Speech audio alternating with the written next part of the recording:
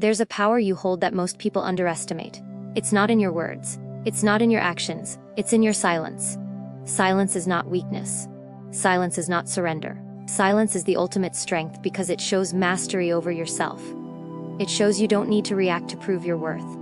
You don't need to defend yourself to maintain your dignity. Sometimes, the loudest thing you can say is nothing at all. Today, I'm going to tell you the only 5 times you should stay silent and let karma do its job. 5 moments where your silence will speak louder than any words you could ever say. There are moments in life when people will go out of their way to test you, to press on your vulnerabilities, to poke at your insecurities just to watch you react. They'll say things that sting, they'll twist your words, they'll misrepresent your intentions, all because they crave the reaction you can give them. They need it. It's their fuel. They find their power in your explosion, in your frustration, in your loss of composure. And they will keep pushing until you give them exactly what they're looking for. But what if you didn't? What if you simply chose not to respond? What if you allowed their desperate need for validation to fall flat, to dissolve in the silence you offer instead? You see, people who deliberately provoke you are not strong people. They are driven by insecurity, by a deep emptiness that they try to cover by getting a rise out of others. They measure their success by how easily they can disrupt your peace. And when you fall into their trap, when you engage, when you explode, you hand over your power to them. In that moment, they win. Not because they were right, not because they were stronger, but because they managed to pull you down to their level. They dragged you into their arena where chaos is their weapon, and your reaction becomes their trophy. The mistake most people make is believing they must always defend themselves, that every comment, every insult, every accusation demands a response. It doesn't. Not everyone deserves your attention. Not every battle is worth your energy. When someone is deliberately provoking you, they've already shown you who they are. They've shown you that their goal is not understanding, not connection, not resolution. Their goal is to rattle you, to control you through your own emotions. When you realize this, silence becomes your shield. Silence becomes your greatest defense. It's the refusal to hand over your emotional keys to someone else. When you remain silent in the face of provocation, you send a message far louder than any words could express. You say, without saying, you don't get to decide how I feel. You don't get to pull me into your storm. You don't get to control me. Silence in these moments is pure unshakable power. It's the power of self-control, and self-control is rare. Most people can't manage it. Most people are emotionally reactive. But when you can master yourself, you become untouchable. You become someone who no longer dances to the tune of other people's manipulation. The people who provoke you will notice. They'll notice when you stop playing. They'll notice when their words no longer land. They'll notice when their old tricks no longer work. And when that happens, something shifts. They lose interest. They lose grip. They lose the control they thought they had over you. They are left to wrestle with their own discomfort because they couldn't pull you down with them. They expected war, but you gave them silence. And silence is something they can't fight. When you stay silent, you are not suppressing your feelings, you are directing them. You are channeling your energy where it belongs, into your growth, into your discipline, into your peace. You are not avoiding the problem, you are rising above it. And from that higher ground, you see more clearly. You see the game being played. You see how insignificant their words truly are in the grand scale of your life. You see that not every opinion, not every insult, deserves a seat at your table. You may be tempted to respond. Your pride may urge you to speak, to fire back, to prove your point. But remember, when someone deliberately provokes you, it is not about truth. It's about control. And control is something you never hand over. You keep that for yourself. You don't argue to be heard by those who have already decided not to listen. You don't explain yourself to people committed to misunderstanding you. You don't step into battles that only drain your spirit. In those moments, remind yourself you don't owe them anything. You don't owe them your energy, your peace, or your time. You owe yourself your own self-mastery. And that self-mastery is built in the quiet, in the stillness, in the deliberate choice to hold your tongue when your ego begs you to fight. Let them wonder why you didn't respond. Let them question their own impact. Let them face the void left by your silence. The world is full of noise. It's full of people competing to be the loudest, the most dramatic, the most reactive. But the ones who truly hold power are the ones who can stand in the storm without raising their voice. The ones who can stand in front of provocation and not flinch. The ones who understand that silence is not absence. It's presence. It's the strongest presence in the room. It's the quiet refusal to give away your peace to those who have not earned it. It's the moment you stop explaining, stop defending, stop reacting. It's the moment you choose yourself. When lies are being told about you, there's a part of you that immediately wants to stand up and scream the truth. You feel the weight of injustice pressing down on your chest, making it hard to breathe. It hurts because you know the truth, you know your heart, you know your intentions, and yet someone else has taken your story and twisted it into something ugly. The natural instinct is to jump in, to correct the narrative, to make everyone see the real you. But the more you try to defend yourself, the more entangled you become in the web they've spun for you. And the painful reality is, sometimes the more you explain, the guiltier you look in the eyes of those who were never on your side to begin with. When lies are spoken, they spread quickly, especially when carried by people who thrive on drama, who live for gossip, who find pleasure in pulling others down to elevate themselves. These people don't care about the truth. They don't care about the damage they cause. They care about the attention, the control, the influence they temporarily gain by dragging your name through the mud. And when you rush to confront them, when you rush to defend yourself, you step right into their arena. They are not looking for a conversation, they are looking for your reaction. They want to see you rattled. They want to see you scrambling. Because in your scramble, they find satisfaction. In your anger, they find proof to keep lying. You must understand that the people who truly know you, who have seen your character, who have felt your integrity, will not be easily swayed by the words of those who seek to harm you. And those who are quick to believe lies without ever giving you the chance to speak, without asking questions, without looking deeper, are the people who were already waiting for a reason to turn away from you. They were never fully with you. They were never committed to your truth. If a single lie can sever the bond, then that bond was never real to begin with. Some people are looking for an excuse to leave, and when the lie comes, they happily grab onto it. You don't have to chase them. The truth doesn't beg to be seen. It doesn't need to yell. The truth is patient, it always surfaces, even when buried under layers of deception. But it takes time. It takes time for the false stories to collapse under their own weight, because lies are heavy. They require constant maintenance. They need to be fed. They need to be reinforced. And the people who build their lives on lies will eventually crumble from the pressure of keeping them alive. You don't have to expose them. Life does that work for you. Karma does that work quietly, meticulously, and without your interference. When you choose silence in the face of lies, you reclaim your power. You're not saying the lies are acceptable, but you are saying that you refuse to be controlled by them. You're saying that your peace, your energy, your growth are far more valuable than chasing after every rumor, trying to fix every broken perception. You can't control how people see you. You can't control what people choose to believe. But you can control where you place your focus. You can choose to keep building your life, your craft, your purpose while they waste their energy spinning stories that will eventually collapse. There is something deeply unsettling for those who lie about you when you don't react. They expect war. They expect confrontation. They expect you to fight tooth and nail, because that's what they would do. But when you don't give them that fight, when you remain calm, when you remain silent, they are forced to face their own emptiness. They realize their words didn't have the power they believed they did. They realize they didn't succeed in shaking your foundation. And that is where their frustration begins. They lose control over you the moment you choose silence over reaction. The people who love you, who truly know your heart, will see through the lies eventually. They may waver at first, they may doubt, but the consistency of your character will outlast the temporary noise. Lies burn fast, but they burn out. The truth stands the test of time. When you are silent, you are allowing the truth to rise in its own time, without the messiness of your own emotional outbursts clouding the situation. People will start to notice who stayed calm and who kept feeding the fire. People will see the difference between someone who is grounded and someone who thrives on destruction. It's a brutal thing to be lied about, to know that your reputation is being torn apart by someone who has no respect for the truth. It shakes you, it cuts deep. But the worst thing you can do is to let their lies make you someone you're not.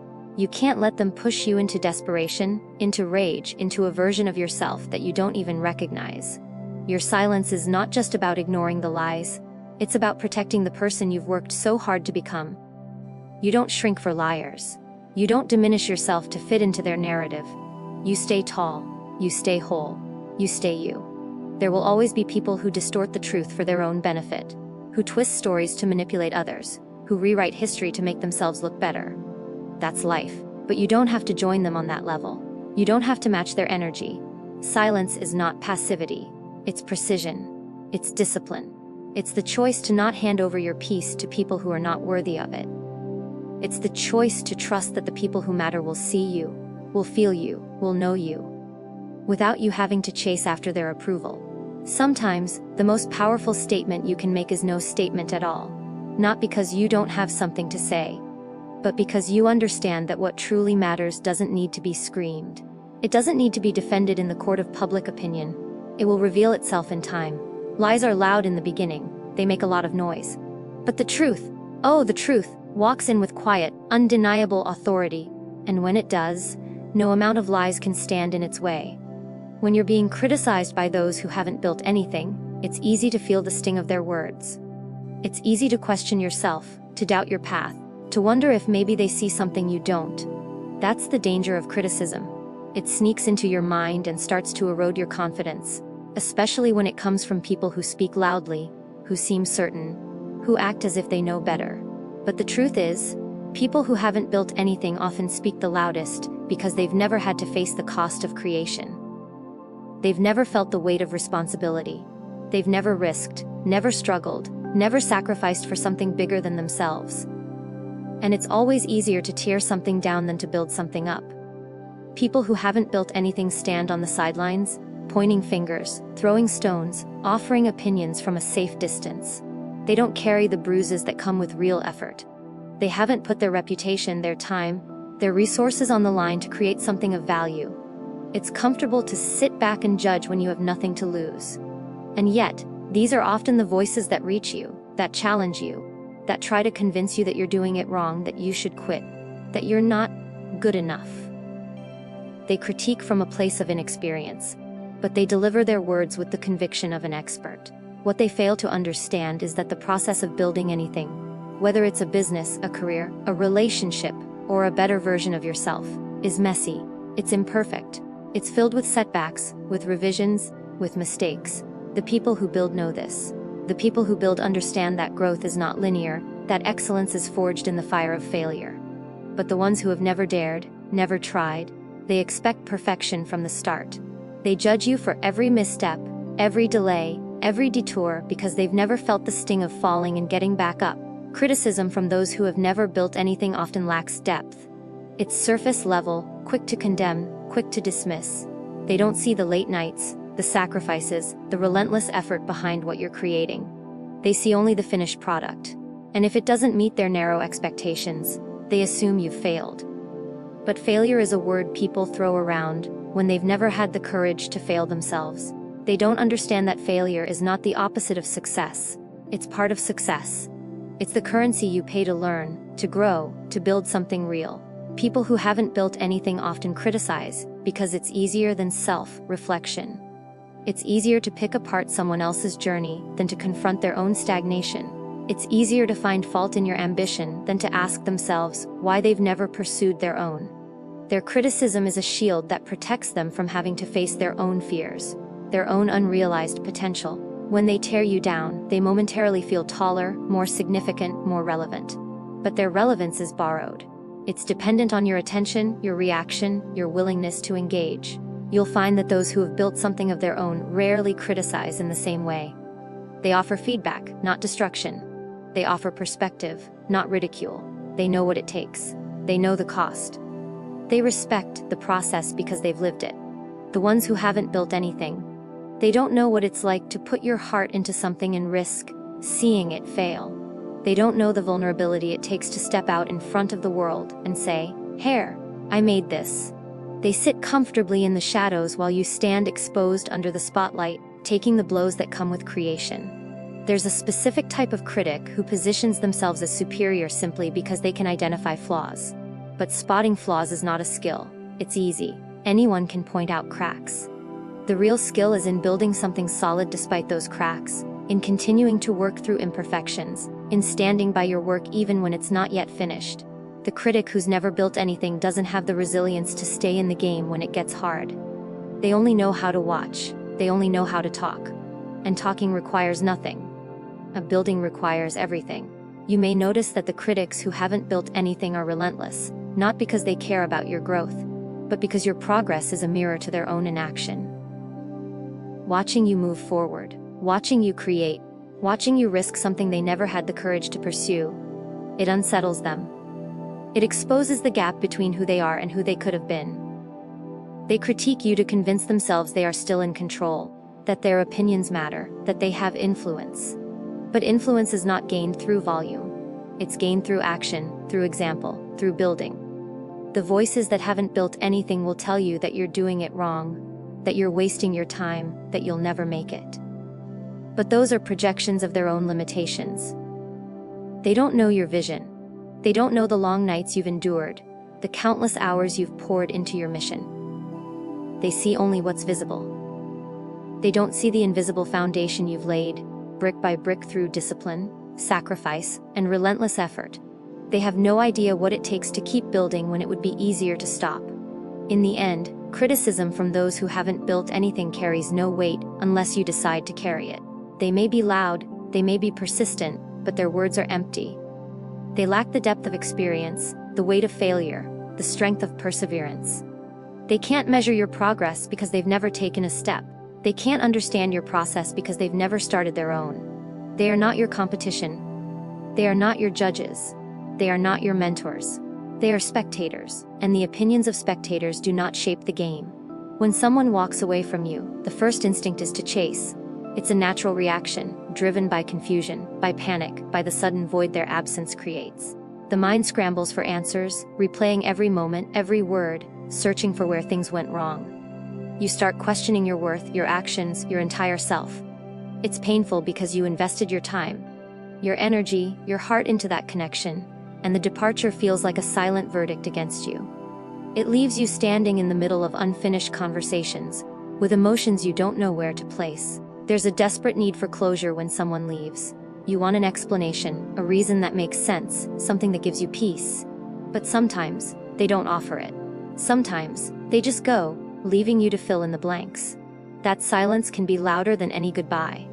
It echoes in your mind, forcing you to carry the weight of unanswered questions. It feels like a rejection, but more than that, it feels like abandonment. It makes you question if you were ever enough to begin with. You replay their actions, searching for signs you might have missed. Maybe they were slowly withdrawing. Maybe their words were growing colder. Maybe they were already gone long before they physically left. The mind creates stories to explain their exit, and sometimes those stories turn cruel. You start blaming yourself for not being more, for not holding on tighter, for not anticipating the loss. But the truth is, when someone decides to walk away, it's not always about you. Sometimes it's about their own journey, their own unresolved battles, their own inability to stay. It's a hard truth to accept, that you can be everything someone said they wanted, and still not be enough for them to stay. You can show up, you can support, you can love fully, and yet their decision to leave can still arrive unannounced. People leave for reasons they don't always share. Sometimes they don't even fully understand their own reasons. They may be running from their own discomfort, their own fears, their own inability to face vulnerability. And when they leave, you are left holding pieces that don't fit anymore. The urge to chase after them comes from the belief that you can fix it, that you can pull them back, that if you just say the right thing, do the right thing, they'll change their mind. But when someone has already emotionally detached, chasing them often pushes them further away. It doesn't draw them closer, it highlights your willingness to abandon yourself for the sake of keeping them. And when you do that, when you prioritize their presence over your own self-respect, you begin to lose pieces of yourself in the pursuit. You start to bend your boundaries, you start to compromise your standards, just for the chance to keep them in your life. You lower the bar in hopes that they'll stay, even if it means shrinking who you are. But what you're really doing is teaching them that they can leave and return whenever they want, that your worth is negotiable, that your space is always available regardless of how they treat it. And in the process, you slowly erode your own value, giving them more power than they deserve. When someone walks away, it leaves a gap, and in that gap, loneliness creeps in. It's not just the absence of their company, it's the sudden absence of being chosen. It feels like you've been left behind while they move forward without you. And in that lonely space, the temptation is to fill the void quickly, to replace them, to mask the hurt, to pretend you're fine. But rushing to fill the emptiness often leads to connections that are even more fragile, because they're built on fear of being alone rather than genuine alignment. You may find yourself bargaining with reality, clinging to memories, justifying their absence by imagining their silent struggles. You start telling yourself stories like, "They just need time," or "Maybe they'll come back when they're ready," because believing they'll return feels safer than accepting that they're gone. But sometimes the harshest truth is the most liberating one, that their departure was their choice, that staying was an option, and they chose to walk away. Their leaving forces you to confront parts of yourself that you may have avoided. It pushes you to sit in the discomfort, to face the silence they left behind, to rebuild what their absence dismantled. It demands that you learn to stand in your own space without needing their validation to feel whole. You are required to step into your own strength, not because you want to, but because now you have to. You realize that your worth is not contingent on who stays. It never was. You begin to understand that when people walk away, they are making room for something, for someone, for growth, for a different chapter that doesn't include them. Their exit does not diminish your value. It does not write the story of your future. They may leave, but you remain. You remain with all your potential, with all your capacity to heal, to rebuild, to attract people who choose to stay not out of obligation but out of genuine connection. And their decision to go will never be the final word on who you are. When your growth offends others, it often catches you off guard. You expect that the people closest to you will cheer you on, will celebrate your milestones, will walk alongside you as you rise. You imagine they'll be proud of how far you've come, that they'll find inspiration in your discipline, your courage, your persistence. But what you don't expect is the cold distance that can grow between you and those you once called friends. You don't expect their silence when you succeed. You don't expect their disapproval when you improve. You don't expect that your progress will make them uncomfortable. There's a quiet resistance that emerges when you start to elevate. People who once shared your struggles now see you stepping into spaces they feel they can't access. It unsettles them. Your growth reminds them of their own stagnation, and instead of asking themselves why they're not moving forward, they begin to question why you are. They feel left behind, and instead of doing the work to catch up, they begin to criticize, to distance themselves, to subtly sabotage the connection you once had. They don't always say it out loud, but you feel it in their energy, in their absence, in their sudden disinterest. When your growth offends others, it's rarely about you. It's about the mirror you've unintentionally placed in front of them. Your ambition forces them to see where they've chosen comfort over challenge, where they've settled for less while you pushed for more. It's a painful reflection, and rather than confront their own choices, it feels easier to direct that discomfort toward you. They might label you as arrogant, as selfish, as someone who's changed. And the truth is, you have changed.